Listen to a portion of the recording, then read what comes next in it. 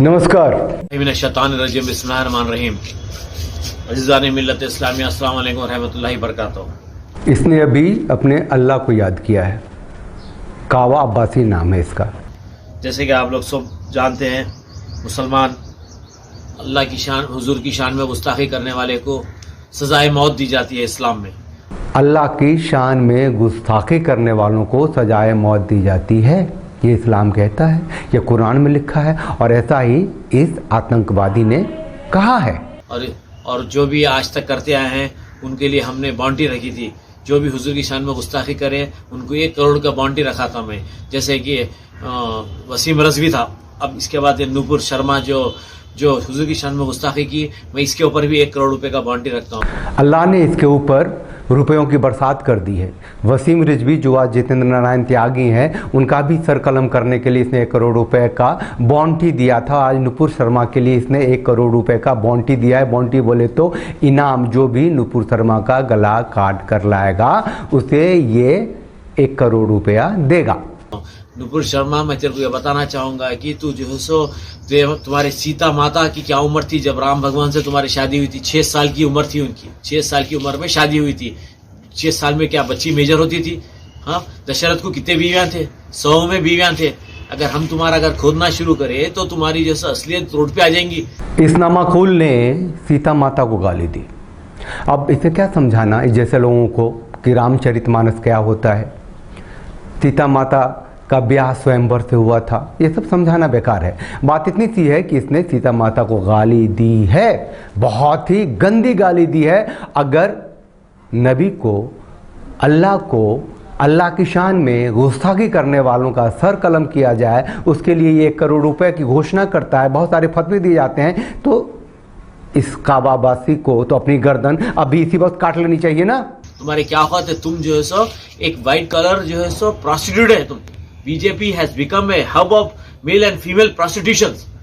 अभी ये all India मजलिस इनकलाब मिल्लत का जो गुंडा है, जो इनकलाबी है, जो आतंकवादी है, कह रहा है नुपुर शर्मा तेरी औकात क्या है, तू तो सफ़ेद कपड़ों में रंडी है।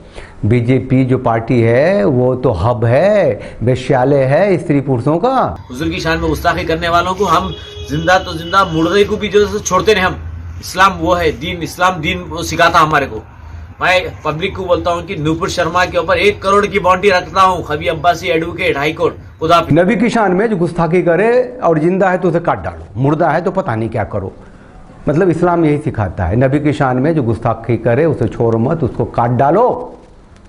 जाओ, उठो, नुपुर शर्मा का गला काटो, 1 करोड़ रुपए ले जाओ। ये है भारत का मुसलमान, इस्लाम मानता है। सीता माता को गाली देता है, बहुत गंदी गाली देता है, नुपुर शर्मा को वेश्या कहता है, और जो वो एक वुमेन कमीशन वाली जो हैं राखी जी, वो चुपचाप बैठी हुई हैं। सीधा सा मतलब है कि जो भारत है वो इस्लामिक जबरे में कैद है, इस्लामिक जबरे में, इस्लामिक पंजे में खून रिस रहा है इसका। आरएसएस वालों को जो जिंदगी भर चड्डी पहनकर 90 साल के बाद पैंट पहन रहे हैं, इनको अब तकलीफ हो रही है। ये उन मुसलमानों का नेता है जिसके पास चॉइस था भारत में रहने का, पाकिस्तान नहीं जाने का, और ये हिंदू संगठनों को ही गाली दे रहा है। अब टीवी के चैनल पर बीजेपी के लोग बैठकर अल्लाह के रसूल सल्लल्लाहु अलैहि वसल्लम की शान में गुस्ताखी कर रहे हैं।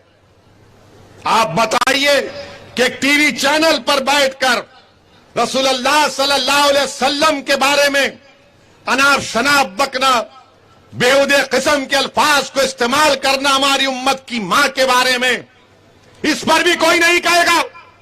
ये ओवैसी जाहिल मक्कार यहाँ मुसलमानों का नेता है और हिंदुओं को जो गाली देता है, सीता माता को जो मुसलमान गाली देते हैं उसको ये अच्छा लगता है, जो करोड़ों को फतवा देता है उसे अच्छा लगता है। ये यहाँ शरिया लागू करना चाहता है और मुसलमानों की सत्ता कायम करना चाहता है, इसकी चल नहीं पा रही है बस। सेकुलरिज्म क्या है?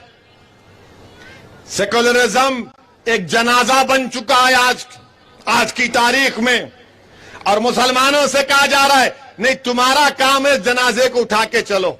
अरे मैं कब तक उठा के चलूंगा इसको? 60 साल से तो मैं ही उठा रहा हूं इस जनाजे को, अब तुम ले जाओ इस जनाजे को। अब मैं नहीं उठाने वाला है सेकुलरिज्म के जनाजे को। ओवैसी जैसा मुसलमान सेकुलरिज्म की बात करता है, जिसके लिए अल्लाह ही सब कुछ है। जो अल्लाह को नहीं मानता काफिर है, वाजिब कत्ल है, उसकी औरतें माले गनीमत हैं, वो इस्लामिक राष्ट्र बनाना चाहता है। बंटवारे के बाद चॉइस से जो भारत में रहे वो निजाम मुस्तफ़ा को छोड़ के भारत में रहे ना। अब वो अपनी गंदी चाल चल रहे हैं, इसको शरिया लागू करना चाहते हैं इस देश में। मियाँ मदनी को भी सुनाएंगे, पूरा का पूरा एपिसोड उस पर बनाने जा रहे हैं। अभी एक एक्स मुस्लिम को सुन लीजिए। और इस्लाम को भी अब बैक फुट पे जाना पड़ेगा और इंडिया के मुसलमानों को ये सीखना पड़ेगा कि इनके रिलीजन पर तनकीद होगी और इनके रिलीजन में बहुत सी गलत बातें हैं। ठीक है, तो अब क्या हो रहा है कि ये सारा प्रॉब्लम खुल के सामने आ रहा है। Nupur Sharma I think BJP से हैं और मैं बीजेपी की फ़िलासफ़ी से एग्री नहीं करता, मगर जो बातें उन्होंने की हैं वो झूठी तो नहीं है कम अज़ कम। ठीक है, कि क्या रसूल अल्लाह के बारे में ये कहा जाता है कि वो उड़ते हुए घोड़े के ऊपर या गधे के ऊपर या बुराक के ऊपर या फ़राक के ऊपर बैठ के 7 आसमानों तक गए थे, तो वो तो गए थे, हमें पता है। ठीक है, और मुसलमान इस बात को मानते हैं और मुसलमान इस पे बड़ा फ़ख्र महसूस करते हैं कि रसूल अल्लाह जो 7 आसमानों की सैर करके अल्लाह मियाँ से मिल के खलवत में रह के वापस आए थे। इसके अलावा क्या हज़रत मोहम्मद की 6 साल की उम्र में आयशा से निकाह हुआ था? हाँ जी, हुआ था। इस बात का भी हमें हदीसों से और तारीख़ से अच्छे तरीके से पता चल जाता है। इसके अलावा क्या 9 साल की उम्र में उन्होंने हज़रत आयशा किया था? ये भी आपकी किताबों से साबित है। नुपुर शर्मा ने कोई ऐसी बात तो कही नहीं है कि जो कि आपकी किताबों में नहीं लिखी हुई है। भाई लोग ऐसे हजारों एक्स मुस्लिम्स हो गए हैं जो इस्लाम की पोल पट्टी खोल रहे हैं, खुल के बोल रहे हैं। और ये काबा अब्बासी और ओवैसी जैसे लोग करोड़ों दे दे के फतवा दे दे करके कितनों का गला काटोगे? भारत जो बंटवारे के साथ ही हिंदू देश बना था, उसे कब तक रोकोगे हिंदू देश बनने से? इस्लाम के जबरे में भारत है, कब तक है पता नहीं, लेकिन उसे तोड़ने की मुहिम शुरू हो गई है और आप सब इसमें साथ दीजिए। ये गंदे लोग हैं, निजाम मुस्तफ़ा को छोड़ के भारत में रहे और इन्हें रहने दिया गया। उसी का परिणाम आज ये है कि इतने बड़े हो गए, पंख फैला रहे हैं और जबरे से अपने नाखून से हिंदू सनातनियों का खून पी रहे हैं। हिंदू योद्धा वोटर बनना है, वही एक रास्ता है, हिंदू योद्धा वोटर। नमस्कार, आप हिंदू हैं तो हिंदू योद्धा वोटर बनिए। ये हिंदू योद्धा वोटर एक ऐसा मुहिम है जो आपको बताता है कि आप न किसी जाति के हैं, न किसी वर्ण के हैं, न किसी पंथ के हैं, आप सिर्फ हिंदू हैं और हिंदू बन के वोट कीजिए और हिंदू सत्ता हासिल कीजिए, जिहादियों के खिलाफ, नहीं तो